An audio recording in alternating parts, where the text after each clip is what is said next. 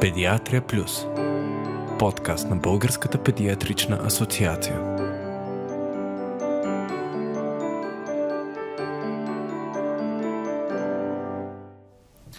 Здравейте, драги зрители! Аз съм Андрей Гончаров и вие сте с поредния епизод на подкаста на Българската педиатрична асоциация Педиатрия Плюс.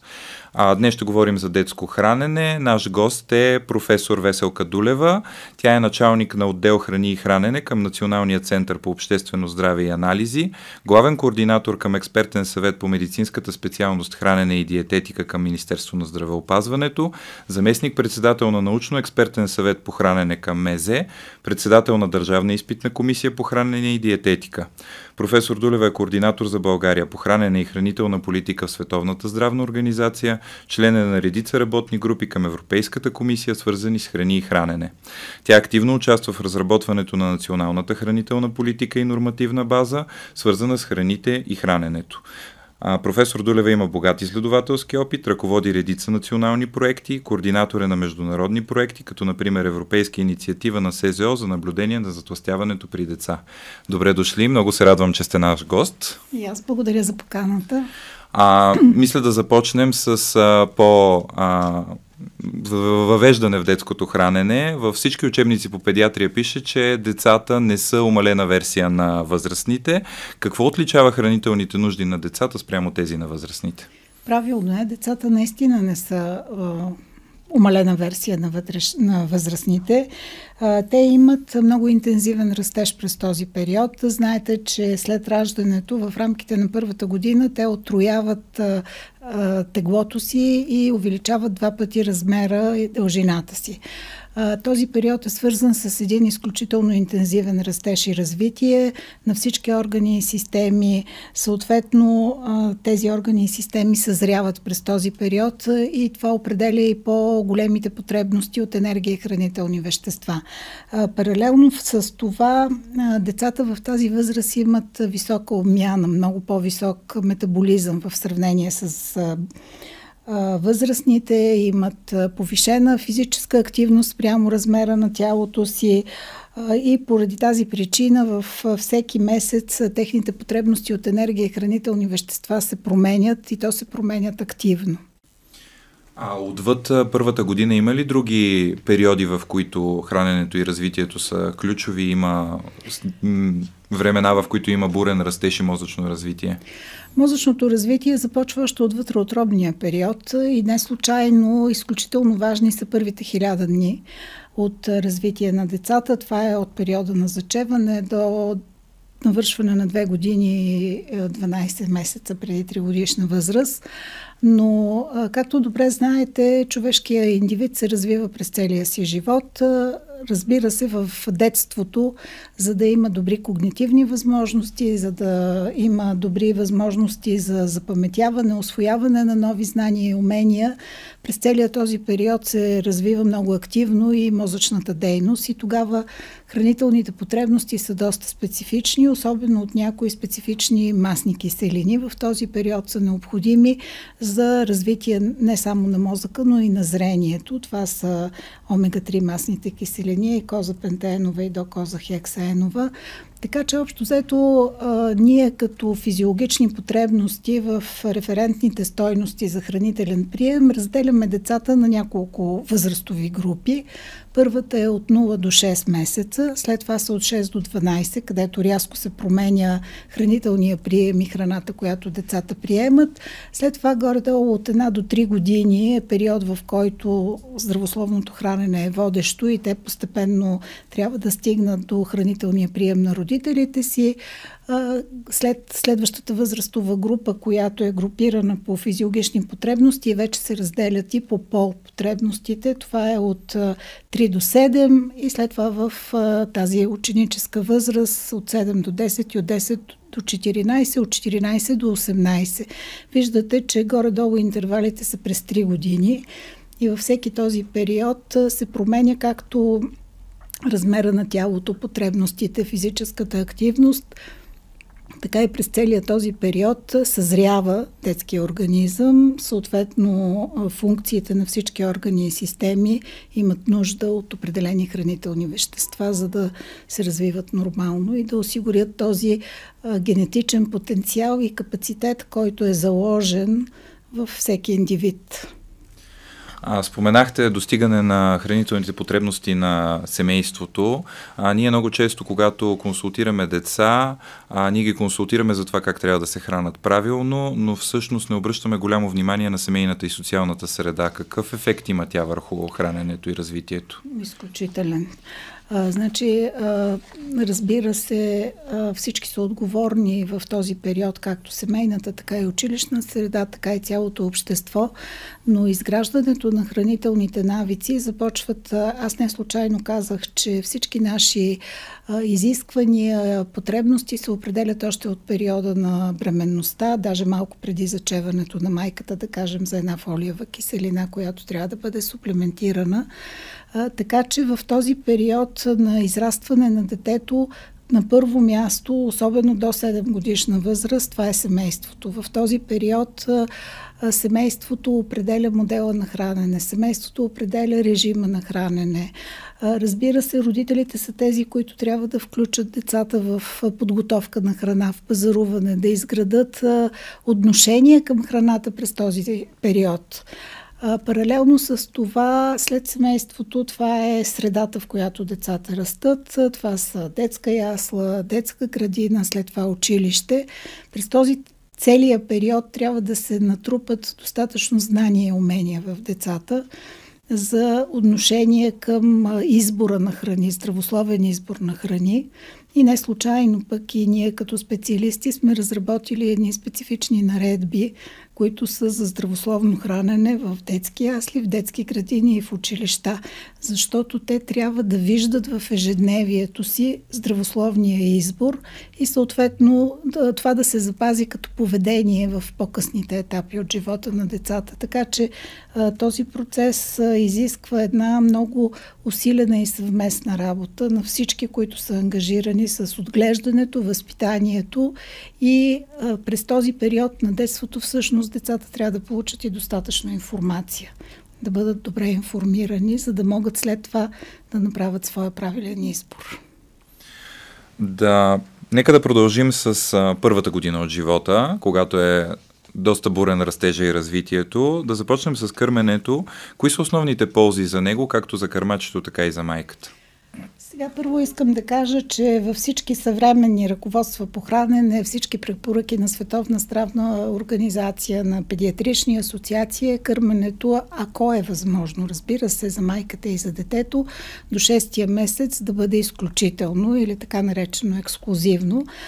Това означава в този период децата да получават единствено и само мляко. Разбира се, ако имат някакви здравни проблеми или е много горещо, може да получават и някаква допълнителна течност, но се препоръчва да е само кърмене и то изключителното кърмене обикновено е свързано с кърмене при поискване. След това обаче, между 4-тия и 6-тия месец, първоначално започва съзряване и на тази храносмилателна система. Децата вече имат възможност да поемат и други храни.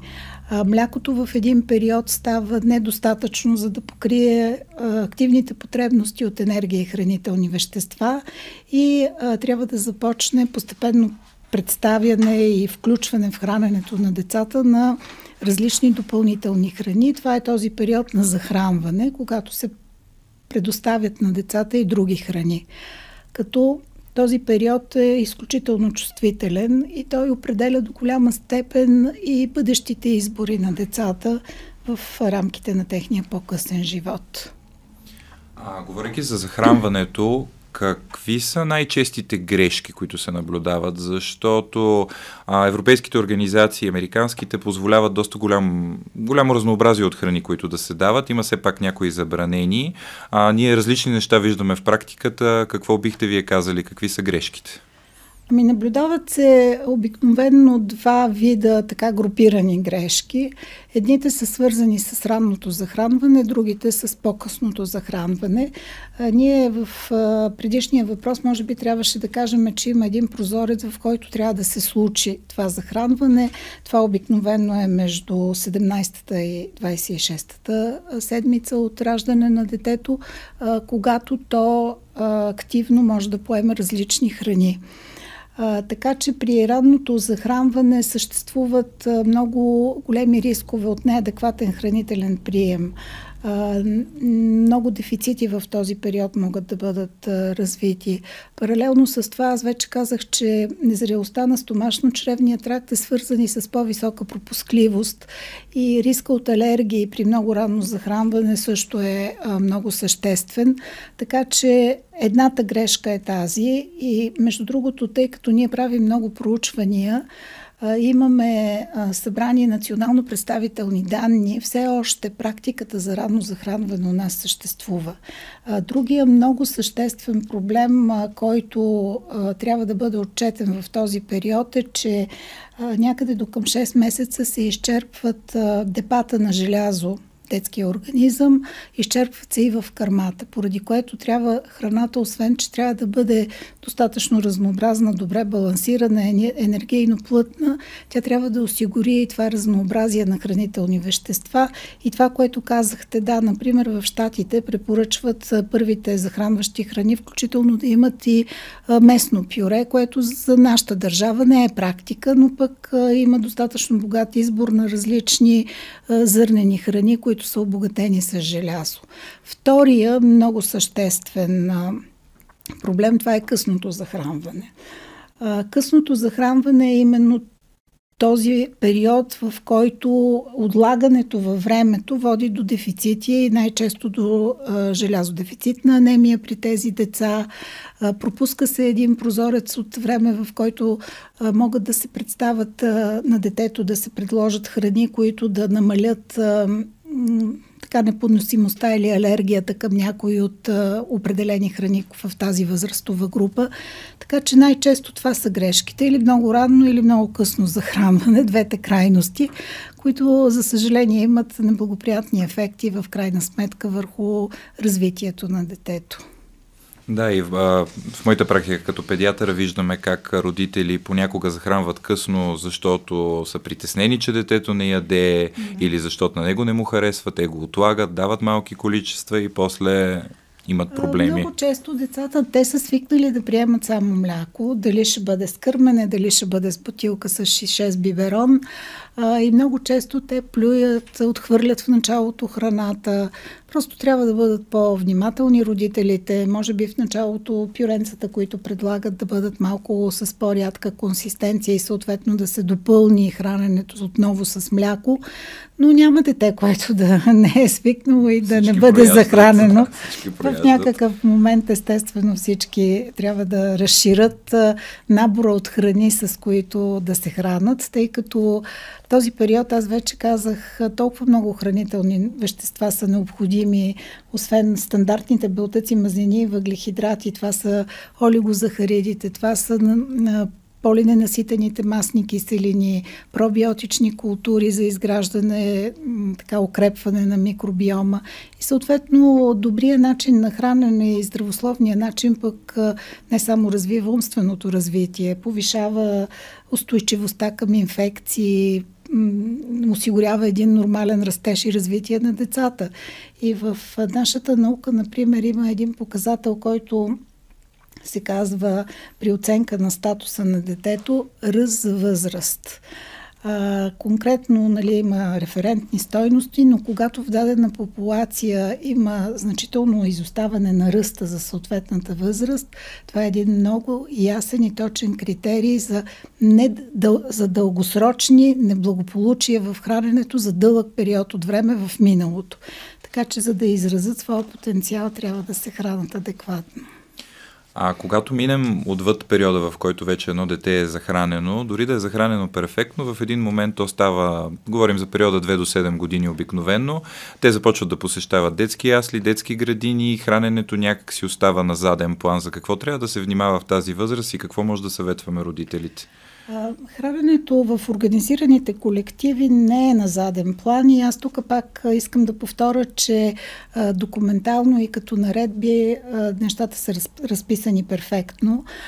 Ние съответно имаме физиологични норми за хранене на населението, където сме съобразили изискванията към храненето в детска ясла, градина и училище. Даже преди 2 седмици, на 14 октомври, беше публикувана новата така наречена наредба за хранене в училища, която доста по-различен подход има в нея, за да се осигури разнообразие. Това, което обаче родителите в къщи трябва да знаят, хубаво е да следят първо менюто в детската градина, за да видят все пак и какво децата се хранят там. Например, аз лично мисля, че все още не се предлага достатъчно количество, да кажем, мляко.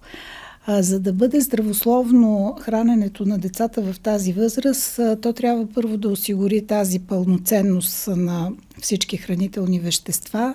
Съответно, трябва да бъде разнообразно и да бъде балансирано по отношение на енергоприем, енергоразход, по отношение на макронутриенти и да присъстват достатъчно витамини и минерали. И това се осигурява, когато в рамките на деня се предлагат представители на всички групи храни. И ако започнем по хранителната пирамида, основата и енергията за деня се осигурява от зърнените храни. Много разнообразни трябва да бъдат, като след 2 годишна възраст може да започне представяне и на някои пълнозърнести продукти. Преди това не се препоръчва, но тези пълнозърнести храни могат да бъдат макаронени изделия в 1-2 пъти в седмицата. Следващата група са плодове и зеленчуци. Сега за плодовете и зеленчуците това, което е добре да се каже, е, че естествено най-богати на биологично ценни хранителни вещества са тези, които са местни, които са сезонни, които са неконсервирани. Така че при възможност разнообразни плодове и зеленчуци с различни цветове, тъй като всяка група от тях е носител на различни микронутриенти, които са важни за тази възраст.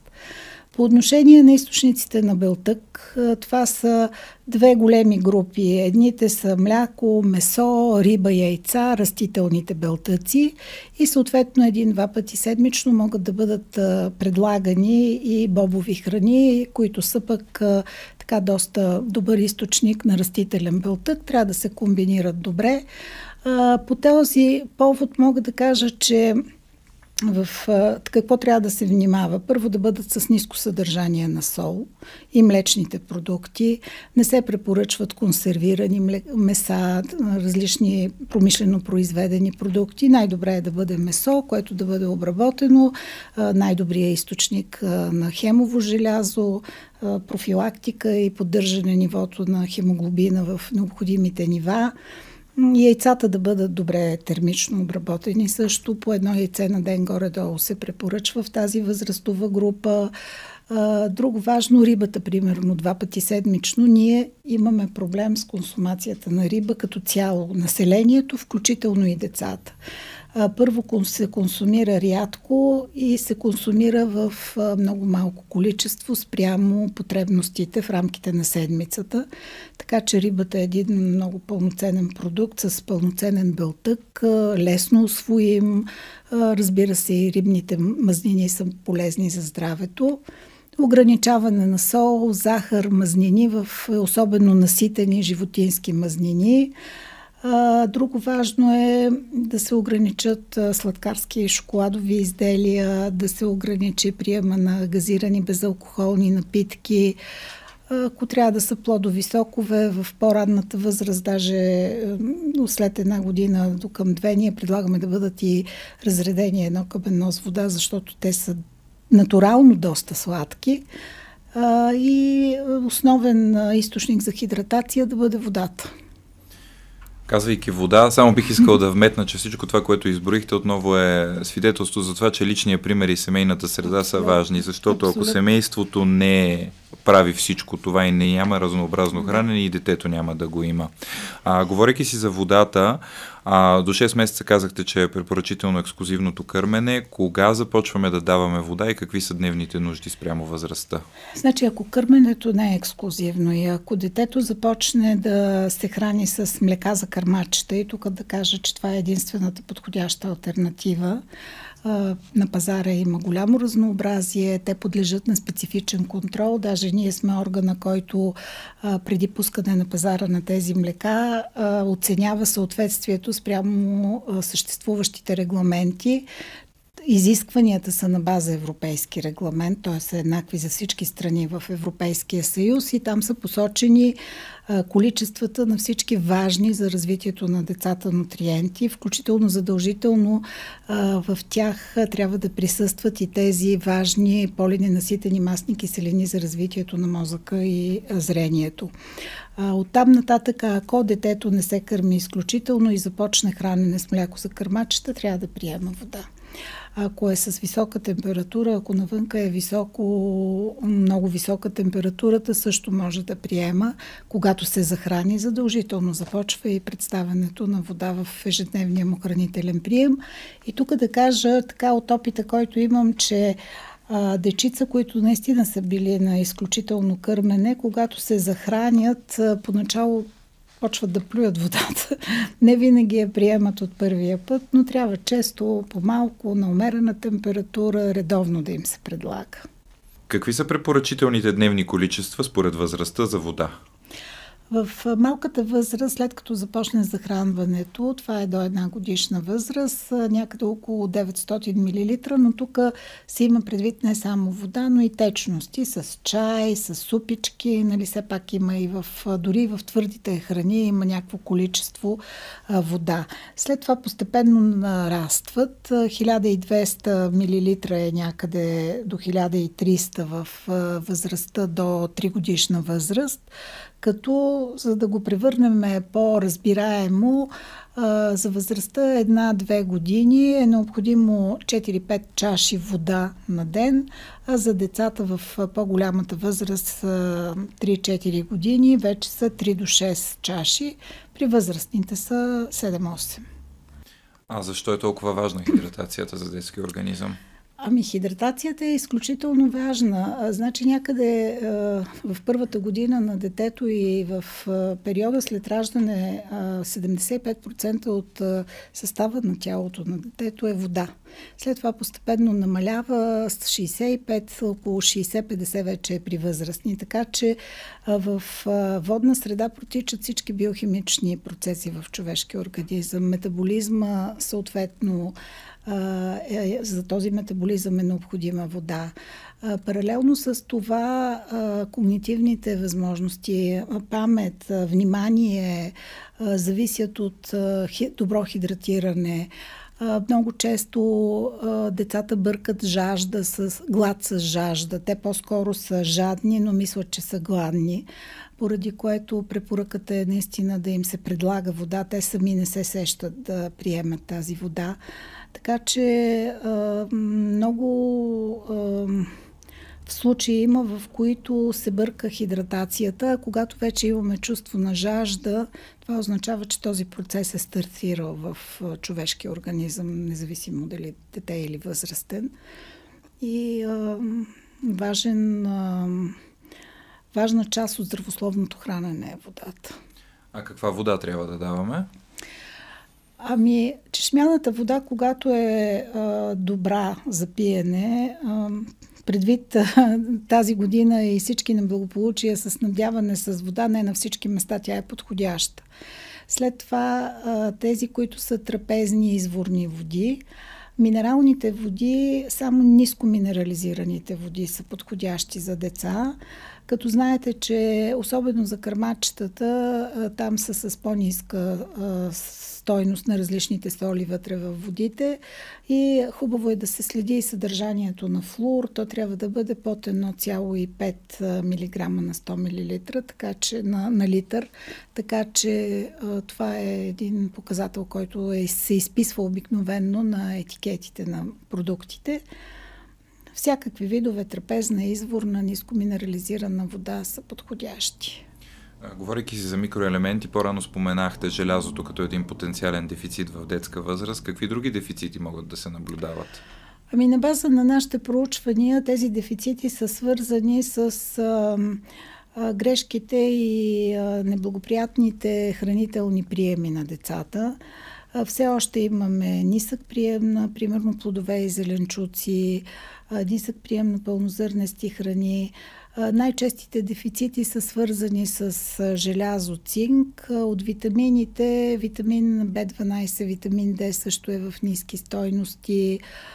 Калций, тъй като в нашите проучвания установяваме, че среднодневният прием на децата е в почти всички възрастови групи след кърмаческата възраст е наполовина от препоръчителните нива, което веднага рефлектира върху нивата на калций. Така че установяваме доста. Цинк също има с дефицитни стойности.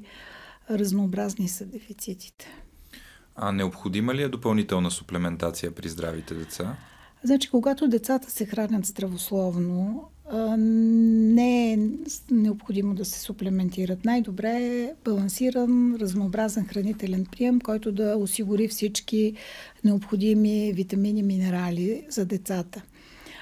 Сега, когато има някакъв здравен проблем и е необходимо да бъдат профилактирани или пък да бъдат в даден период на някакво заболяване суплементирани, това е най-добре да стане след съвет с лекар, с педиатъра, който ги наблюдава, след изследване, за да се прецени какъв вид продукт и точно какво трябва да бъде суплементирано. Но пиенето на такива поливитаминни препарати само защото някой е казал или са полезни, или детето на комшийката пие какво си да пие и моето, не се препоръчва.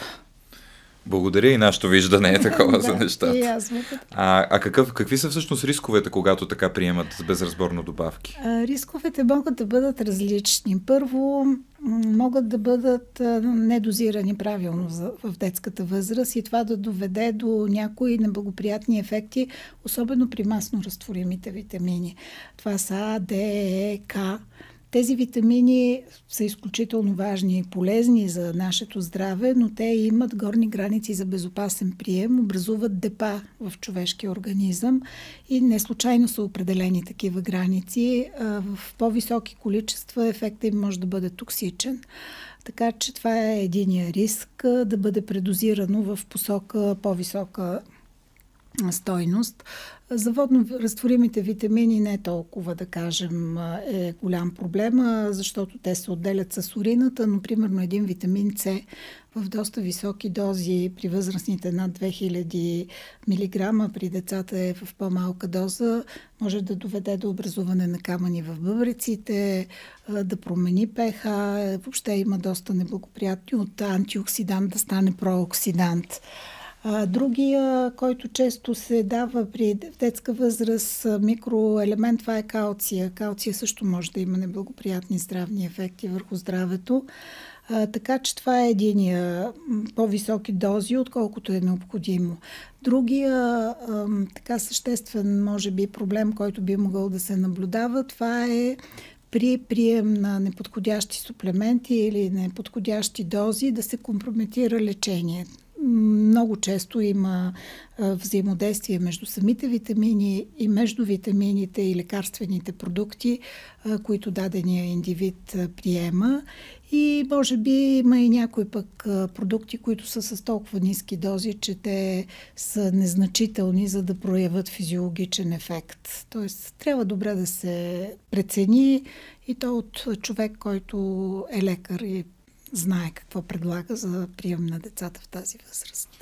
Говорейки си за нездравословни неща, ми се иска да преминем към една глобална епидемия, именно затлъстяването. Какви са тенденциите в момента за това нещо при децата? В различните възрастови групи тенденциите са различни. Ние имаме доста богат опит в тази посока. Много национално представителни проучвания правим, които оценяват антропометричния статус и до 5 годишна възраст до сега поне не сме имали на популационно ниво проблем с затлъстяването. Той се явява след това този проблем, като някъде между 5 и 19 годишна възраст средно затлъстяването при момиченцата е около 12%, при момченцата е около 15%. Те са с по-високи нива. Тази европейска инициатива на СЗО за наблюдение на затлъстяването, която споменахте, е изключително интересна и е много важна и на европейско ниво. България се включи в нея още 2008 година и сме направили 5 национално представителни проучвания. За този период са изследвани около 16 000 деца, над 15 000, които са само в първи клас на 7 годишна възраст. Не случайно са подбрани децата да бъдат в тази възраст, защото няма ефекта на хормоналния статус. И всъщност в началото бяха само 13 страни, сега са 47-8 от Европейския регион на СЗО, част от тази инициатива. Огромна база данни, имаме база да сравняваме резултатите. Първото проучване беше 2008, последното 2023. Наблюдаваме постепенен плавен ръст за увеличаване на наднорменото тегло и затлъстяването при децата, като средната стойност е около 30% е наднорменото тегло, в това число влизат и около 15% средно затлъстяване. Между двете последни имаме около 1,5-2% увеличаване на този относителен дял. Но нещо, което и нас ни изненада и което е важно да се знае, че в последните проучвания относителният дял на децата от селските региони с затлъстяване е много по-висок. И в сравнение с тези от градските. Другия важен елемент, който също наблюдаваме, докато 2008 година, например, с затлъстяване бяха деца от семейства с висок социално-икономически статус. В момента това е обратно и ние сме се измерими с останалите държави. Затлъстяването е с по-голям относителен дял при семейства с нисък социално-икономически, съответно и образователен статус. И друго, което е важно да отбележа, че някъде около 5% вече имаме доста тежко степенно ниво на затлъстяване сред децата. Така че проблема нараства и се търсят не само у нас в световен мащаб най-правилните стратегии за бъдещи дейности, за да може да се, като целите на всички международни документи и на СЗО и европейски са първоначално да се стопира това постепенно нарастване при деца и след това евентуално да се обърне в обратна посока. Цитирате едни доста лоши проценти, особено за групата 7 годишни. Това доста би изместило патологията, причинена от затлъстяването. Какви методи за превенция и интервенция се прилагат? Те са много комплексни. Много добре, всички знаят, че затлъстяването е едно мултифакторно заболяване, поради което и дейностите, които трябва да бъдат мащабни, мултисекторни, първо започват от семейството. Като тук основно са насочени целите първо към повишаване информираността на родителите, защото скоро си говорихме на една среща преди миналата седмица, въвеждането на здравното образование, което се коментира от години, ще доведе може би до това, че ако се случи, много се надявам да стане, работим усилено по него, но ще доведе до факта, че децата ще обучават родителите си, тъй като в момента поколението не е имало достатъчна информираност в тази посока, така че родителите трябва да бъдат с достатъчно адекватна и добра информираност. След това всички мерки в училищата, освен здравно образование, предлагане на здравословна храна, която да изгради навици. Тук Има много какво да се желае по отношение на обществените поръчки, тъй като така както добре сме разписали всички законодателни документи, след това храненето е предмет на обществена поръчка и се надявам хората, които го осъществяват, да имат достатъчна отговорност, за да го направят. От преди години вече беше създадено на европейско ниво тази схема училищен плод, училищно мляко, която е част от европейската политика за не толкова за осигуряване на тези храни в училище, защото това се случва 1-2 пъти седмично, а за провеждане на така наречените съпътстващи мерки, които имат за цел да покажат на децата откъде идва млякото, откъде идват плодовете, откъде идват зеленчуците, защо са полезни, какви вещества съдържат, т.е. да обогатят техните знания в тази посока. Следващия много важен елемент, който е европейска политика също, това е много тясна работа с индустрията. Тук темата е подобряване състава на храните, особено по отношение на тези хранителни вещества, които имат доказан рисков неблагоприятен ефект за здравето. Това е наситените мазнини, трансмастните киселини, в частност повечето количество на сол и по-големите количества на захар. И тук мога да кажа, че ние от 2017 година създадахме един съвет към министъра на здравеопазването, който е по хранене, в който членуват всички председатели на асоциации на производители на храни. Миналата седмица имахме среща по този въпрос. България стои, между другото, доста добре, тъй като правихме едно много голямо проучване на реалните храни на пазара. Някъде по средата сме по отношение на този процес, но паралелно с тях бяха разработени вече са над 22-3 стандарта, които са утвърдени браншови стандарти и всъщност те са за мляко и млечни продукти, за месо и месни продукти и там целта е да се намали съдържанието до технологичния минимум, защото има някои процеси, които изискват определено съдържание на сол, захар и мазнини. След това другия много важен елемент от политиката в това отношение е намаляване натиска на маркетинга и рекламата на храни за деца. Виждате, че те са обикновено с много лъскави опаковки, обикновено се намират на нивото на височината на детето, за да може много лесно, минавайки през магазина, да вземе това, което му привлече вниманието, защото е лъскаво и красиво. И съответно да има правила, които са разработени. Националния съвет по саморегулация също работиме заедно в тази посока. Създадени са хранителни профили и от Световна здравна организация до какво ниво трябва да бъдат тези нутриенти в отделните групи храни. Така че това е важно. Естествено, цялостната политика по отношение на достъп до съоръжения за спорт, възможност за спорт на децата, но за съжаление това, което наблюдаваме, че почти всички са извънкласни дейности, които трябва да правят децата, са платени и не винаги родителите могат да си ги позволят. Сега стартира една много важна програма, която се казва Гаранция на детето, за детето европейска, в която семейства с нисък социално-икономически статус ще получават подкрепа под форма на храни, на информираност, за да могат да изградат по-добър вид здравословно хранене за децата си. Така че има много какво да се желае във всички области на обществото и действително проблемът е мултисекторен. Европейската комисия паралелно с това полага много усилия за видимост на тези дейности. Например, от 2016 година с европейски регламент стана задължително обявяването на хранителната информация върху етикетите. Това са тези таблички с енергия и други хранителни вещества. Само че човек, за да умее да ги ползва, трябва да има знанията и трябва да знае какво да следи в тези етикети. Сега се говори за предната страна на опаковката да се поставят цветни някакво лого. Все още няма решение в тая посока, но може би ще има. Пак се възобнови тази дискусия, за да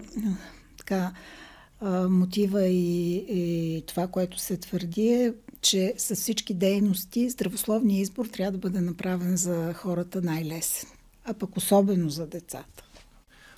Бих искал да ви върна също защото споменахме няколко пъти, дали затлъстяването, примерно като проблем сред детската възраст, при родителите, или семействата, които са с нисък социален статус, се дължи на образованието, нивото на образование или на факта, че солените, сладките и мазни храни обикновено са ефтини, защото и това има значение, или е комплекс от всичките фактори? Не бих казала, че е комплекс. Ние тепърва наистина ще правим по-подробен анализ, защото за нас също е изненада, че селските региони, например, са с много по-висок относителен дял. Там момченцата са с някъде към 18% от тях са с затлъстяване, което е много високо, а очаквахме, че там има чист въздух, има чиста храна. Явно не е така. Достъпа на храна е различен, образователният статус е различен, вероятно, социално-икономическия статус е различен. Също в нашите изследвания наблюдаваме и много дълъг период на децата с липса на физическа активност.